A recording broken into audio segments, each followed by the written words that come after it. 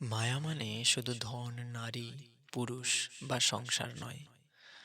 প্রকৃত মায়া হলো যা আমাকে ভগবান থেকে দূরে সরিয়ে দেয়। এই মায়া যে কোনো বস্তুতে লাগতে পারে। শ্রীমদ্ ভাগবত শিক্ষা দেয়, মায়ার প্রভাবে জীব নিজের চিরন্তন স্বরূপ ভুলে যায়। শ্রীমদ্ ভাগবতে বলছে, অয়া সম্মোহিত জীব আত্মনম ত্রিগুণাত্মকম পরোহপি মনুত্যানর্থম তৎকৃতম চাবিপদ্যতে।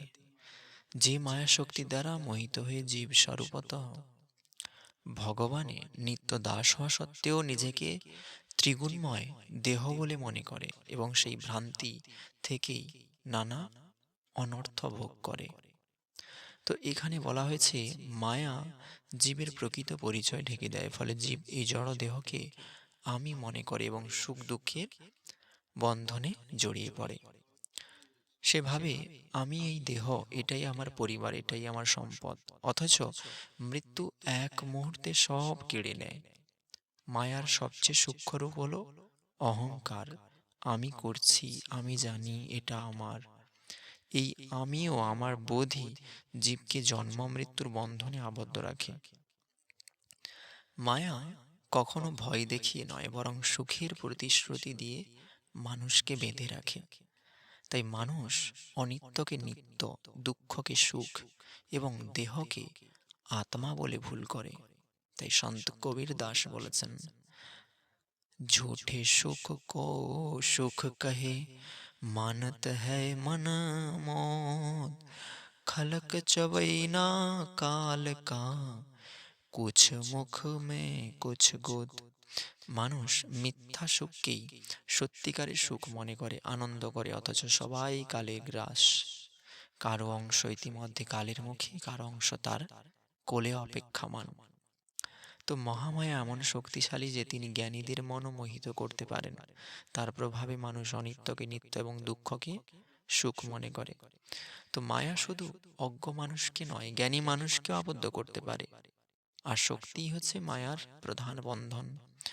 কৃষ্ণ ভক্তি, সাধুসঙ্গ ও আত্মজ্ঞানই মায়া থেকে মুক্তির পথ।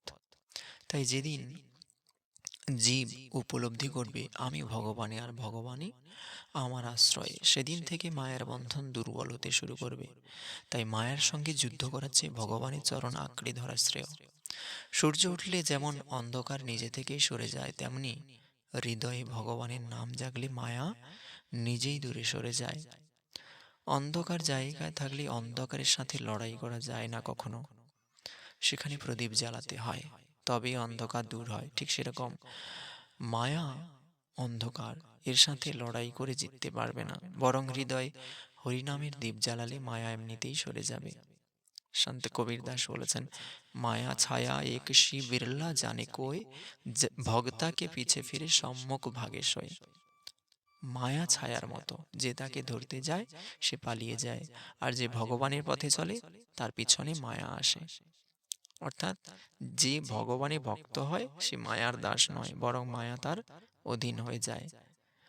মায়া দীপক নর পতঙ্গ ভ্রমি ভ্রমি ইহ পরন্ত কহে কবির গুরু জ্ঞান সে এক আধ উপরন্ত। মায়া যেন প্রদীপ আর মানুষ যেন পতঙ্গ। প্রদীপের আগুনে যেমন পতঙ্গ পুড়ে যায়, তেমনি মায়ার মোহে মানুষ নষ্ট হয়। কেবল গুরুর জ্ঞানে অল্প কয়েকজনই রক্ষা পায়। মায়া দেখতে গিয়েছিলেন দেবর্ষি নারদ। সেই কাহিনী থেকে আমরা জানতে পারি ভগবানের মায়া কতটা শক্তিশালী। একদিন দেবর্ষি নারদ ভগবান বিষ্ণুকে জিজ্ঞাসা করলেন, প্রভু, আপনার মায়া কত শক্তিশালী, আমি কি তা দেখতে পারি? তো ভগবান বিষ্ণু মৃদু হেসে বললেন, অবশ্যই, সময় হলে দেখবে। কিছুক্ষণ পরে দুজনে মরুভূমির পথে চলছিলেন। ভগবান বললেন, নারদ, আমার খুব তৃষ্ণা পেয়েছে, তুমি কি একটু জল এনে দেবে? নারদ জল আনতে কাছের একটা গ্রামে গেলেন। সেখানে একটি সুন্দরী কন্যাকে দেখে তার সঙ্গে কথা বলতে শুরু করলেন। কথাবার্তা থেকে প্রেম, তারপর বিবাহ হলো, তাদের সন্তান জন্মালো, সংসার গড়ে উঠল, বহু বছর সুখে কাটল। একদিন ভয়ঙ্কর বন্যা এলো, ঘর বাড়ি ভেসে গেল, সন্তানরা একে একে স্রোতে হারিয়ে গেল, স্ত্রীও স্রোতে ভেসে গেলেন। সব হারিয়ে নারদ শোকে কাঁদতে লাগলেন। ঠিক সেই সময় তিনি শুনলেন পরিচিত একটি কণ্ঠ, নারদ, জল কোথায়? আমি তো এখনো অপেক্ষা করছি। চমকে উঠে নারদ দেখলেন তিনি আবার সেই মরুভূমিতেই দাঁড়িয়ে আছেন। তো ভগবান বিষ্ণু তার সামনে, অথচ ভগবানের দৃষ্টিতে মাত্র কয়েক মুহূর্তই কেটেছে। নারদ বিস্মিত হয়ে বুঝলেন যে বহু বছরে সংসার জীবন তিনি অনুভব করেছিলেন, তা ছিল ভগবানের মায়ার এক মুহূর্তের লীলা।